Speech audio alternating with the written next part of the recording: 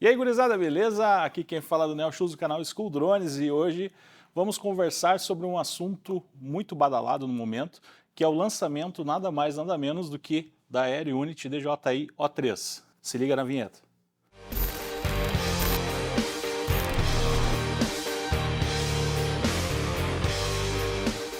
Gurizada, então estamos aqui hoje para conversar um pouco sobre a experiência de fazer o uso dessa ferramenta que a DJI mandou para a Habits. A gente teve a oportunidade aqui de testar isso durante algumas semanas. Simplesmente eu posso adiantar para vocês o seguinte: existiram até agora duas grandes evoluções no FPV. A primeira evolução quando saiu do analógico e chegou no digital, e agora do digital que a DJI tinha da AirUnit antiga para essa nova. Mas o que muda em termos de qualidade? Na verdade, uma das melhores mudanças da DJI em questão de qualidade foi a qualidade de sinal do equipamento.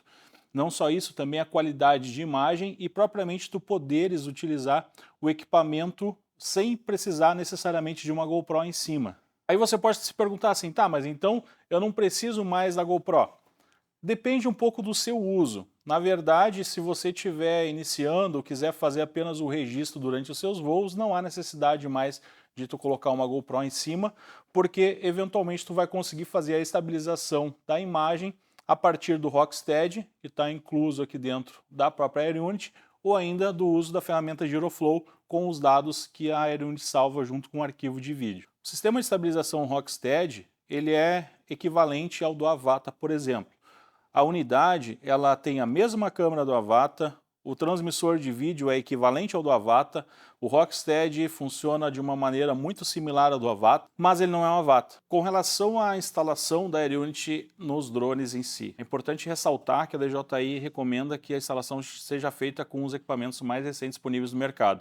Então, com base nisso, controladora mais moderna, ESC mais moderno, tudo mais moderno deve funcionar perfeitamente dentro do seu setup de drone aí. Com relação ao sistema de conexão da unidade com a placa controladora, ele utiliza o mesmo terminal SH 1.0 de 6 vias que se utiliza na maioria dos drones que vem com a entrada já para a Cadix.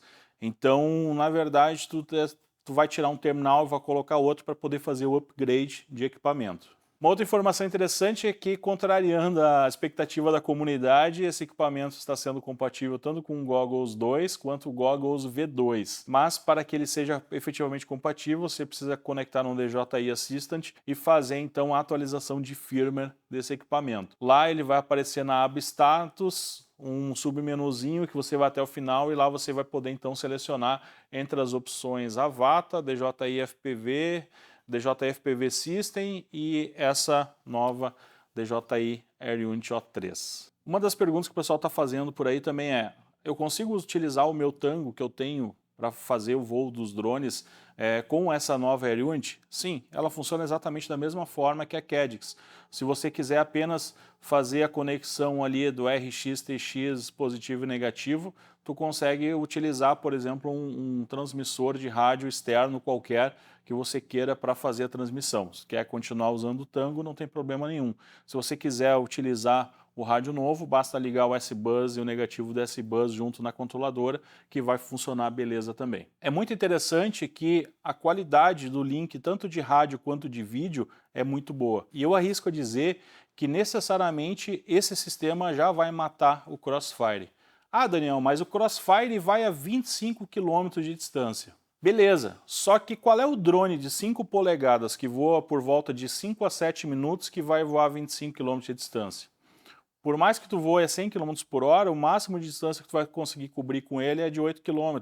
Então seja 4 para ir, 4 para voltar ou 8 numa viagem só de ida. Partindo da premissa que essa unidade chega a 10 km de distância, segundo o que diz o site da DJI, e talvez ela chegue a 8 bem, a gente imagina que não é mais necessário tu, por exemplo, equipar o drone com Crossfire. Talvez pela diferença de frequência, se tu estiver voando num ambiente em que a frequência é de 5.8 GHz, não seja tão aceitável quanto a de 900 MHz. Mas tirando a questão de frequência, não existe nenhuma vantagem do Crossfire em relação a essa unidade aqui, utilizando o controle da DJI, aquele V2, o cinzinha bonitão lá. Mas aí o cara, tá, mas o Crossfire não é tão bom quanto o Express LRS e tal, tudo mais. Cara, no meu entendimento, tu não precisa mais nada do que essa unidade, um óculos V2 e o controle DJI V2. Todo o resto, muito provavelmente, já vai ficar obsoleto em função dessa tecnologia da DJI. E isso gerou até uma coisa interessante, foi que o controle V2 da DJI ele era considerado um patinho feio, porque ele vinha com DJI FPV, depois ninguém mais queria usar aquilo ali para nada, aí ele ficou parado nas prateleiras, lançaram o Avata já com o Motion Controller, e aí começaram a vender de novo o controle V2, e aí então lançaram agora e a procura do V2 está absurda. Ah, mas eu não gosto muito da pegada dos sticks, não sei o que. Bom, aí é uma questão de adaptação. Eu particularmente prefiro o controle V1, aquele que muita gente fica zoando, que é o controle do Phantom, não sei o que, mas para mim, que tem uma mão grande, a pegada dele é boa. Mas já me acostumei a voar com o V2 também. Eu vou dizer para vocês que a liberdade que tu tens voando, confiando que o sinal tá top e que tu não tem degradação em qualquer distância, é mais do que suficiente para justificar a tua migração para o controle V2 da DJI. Em termos de qualidade de sinal, o sinal desse equipamento está simplesmente absurdo. A gente consegue voar 3, 4 km em campo aberto sem perder sinal e sem ter lag na imagem.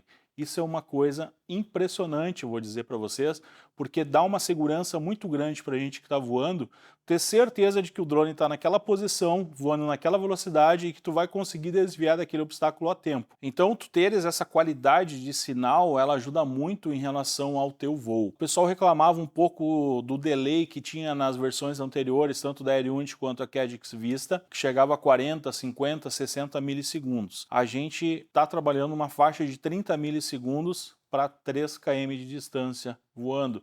Então, praticamente a latência é imperceptível. Ah, mas no analógico a latência é de 20 milissegundos. Cara, se tu conseguir efetivamente perceber a distância de 20 para 30 milissegundos, tu precisa estar voando o drone na DRL, não fazendo imagens com drone. Tu está usando o teu drone de forma errada. Então, a questão é que a latência é perfeitamente aceitável para o propósito que essa AirUnity foi concebida. Com relação aos specs dela, ela também tem 20 GB de memória interna, o que é bem interessante porque se você não quiser arriscar um cartão seu durante o voo, você pode simplesmente deixar ela gravando na memória interna e ficar observando ali o tempo de voo. 4K 60 FPS, o que também já é uma taxa excelente para fazer os vídeos que você precisa em sua maioria. Uma das outras coisas interessantes também que agora está habilitado para essa nova AirUnity é a questão da informação OSD na tela.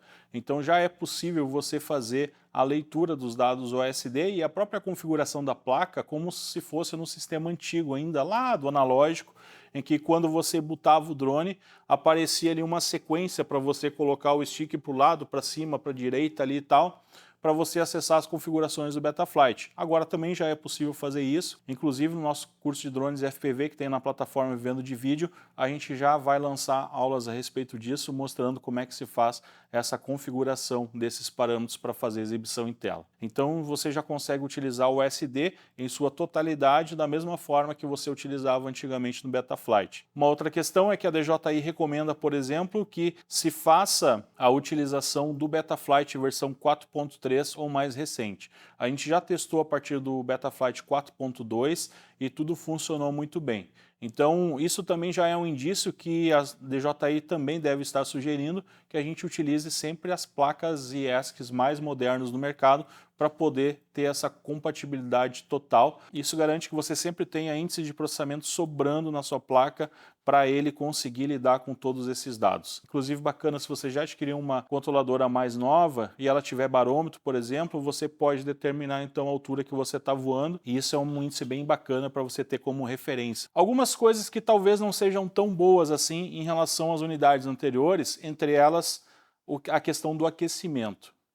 A AirUnity aquece muito mais do que a outra. Só que ela aquece numa condição onde ela está transmitindo durante o voo. No momento em que você precisa fazer uma atualização de firmware ou você quer fazer a baixa da imagem dos dados da AirUnity para o seu computador, Basta você conectar o USB-C na unidade e você vai conseguir fazer o download das imagens sem acionar propriamente o sistema de transmissão da L-Unity. Então você pode ficar com ela horas em cima da sua bancada, fazendo a extração de imagens ou configuração, ou seja lá o que for, que não vai ter problemas com o superaquecimento dela em bancada. Uma das coisas que também está diferente é que propriamente a gente não consegue fazer uma alteração de potência desse equipamento em relação à tua necessidade. A gente tinha, por exemplo, na L-Unity antiga, a questão que você poderia fazer a configuração para 100 mW, 500, 700 e até alguns hacks, né, que poderiam chegar com ela a 1.200 mW. Agora você não tem mais essa opção, ela vai trabalhar para você da forma que ela achar melhor. Acredito eu que ela tem um sistema inteligente em que ela vai aumentando aos poucos a potência à medida que ela vai se distanciando. Mesmo assim, como eu falei para vocês, a gente não consegue perceber o aumento significativo de latência com a distância de 2, 3 km em campo aberto. Então, é bem interessante a tecnologia que foi empregada para fazer realmente a construção desse objeto aí. Uma das perguntas que a comunidade mais está fazendo nesse momento é: o que essa unidade aqui tem de vantagens em relação ao Avata? Bom, a primeira vantagem dela é que tu pode instalar ela em qualquer drone e não necessariamente você fica dependente do Avata propriamente e do seu sistema de GPS para poder decolar em lugares somente permitidos pela DJI. Não ter GPS pode ser um problema se você tiver um pouco de receio de perder seu drone. Mas na verdade todo piloto de FPV sabe que quando você decola ele é a última vez que você está vendo ele. A gente sempre torce para que ele retorne, mas isso nem sempre acontece, então a gente sempre se despede dele quando a gente decolar. Mas brincadeiras à parte, então finalmente ainda, o que interfere na autonomia do drone essa nova L-Unity em relação às demais? Ela consome mais energia?